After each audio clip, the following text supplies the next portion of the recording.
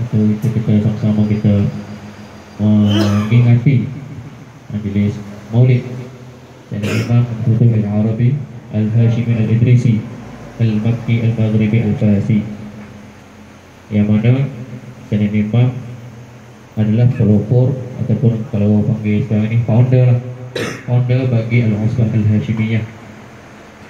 Yang mana setengah orang mungkin silap faham, dia kata Usbah Hashimiyah ni tarekat, tapi Usbah Hashimiyah dia bukan tarekat. Dia adalah salah satu, kalau kita panggil, satu pertubuhan. Walaupun dia nama dia tu lebih lagi daripada pertubuhan, tapi untuk senang faham, lebih daripada satu pertubuhan yang mana tujuan utamanya hanya untuk menarik kita umat baginda Rasulullah SAW, tak kira apa bangsa, apa warga negara, apa warna kulit, untuk mendekati baginda Rasulullah SAW melalui keturunan-keturunannya, atau kita panggil ahli bait. Jadi alhamdulillah berkumpul kita pada hari ini, tak ramai pun, tapi insyaAllah dengan ruh yang ada, dengan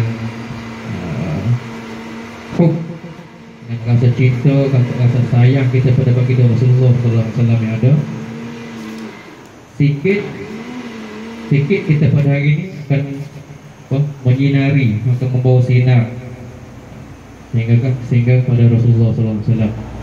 Dan insyaAllah semua orang dia tak carilah benda pelik-pelik ini, tapi bagi kita, akidah kita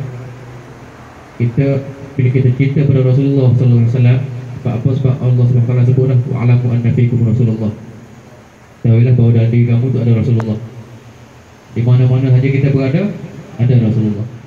Di mana-mana saja tindakan kita tu ada Rasulullah SAW, sama ada kita sedar atau tidak.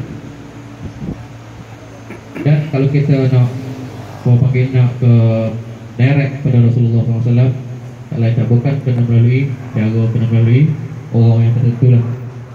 Dan salah satu cara yang kami dah ikut sekarang ni, kita dah ikut sekarang ni melalui Usbah Hashimiyah dan ahli bait Rasulullah SAW. Kalau kan banyak yang mengaku ahli bait, itu kita husnuzon, memang betul dapat ahli bait. Tapi apakah lagi kalau kita terus direct kepada antar tunjang pada ahli bait. Usbah Hashimiyah ni kalau ikutkan dia tunjang usbah. Usbah ni mana satu benda yang dah memang asal, yang tunggal. Yang lain tu cabangan daripada dia. Untuk kita mulakan majlis pada tengah hari yang bahagia ni,